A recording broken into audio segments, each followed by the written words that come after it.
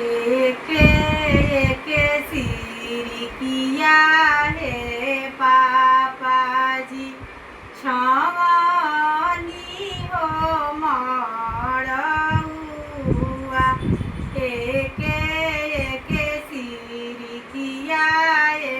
चाचा जी छवनी हो मड़ुआ एक ओरी बैठे पापा जी नैहरा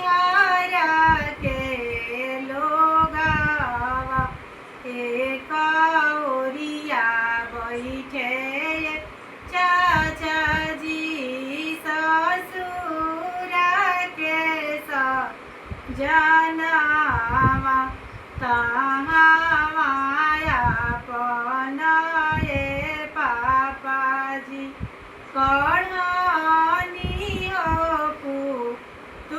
पुतुलिया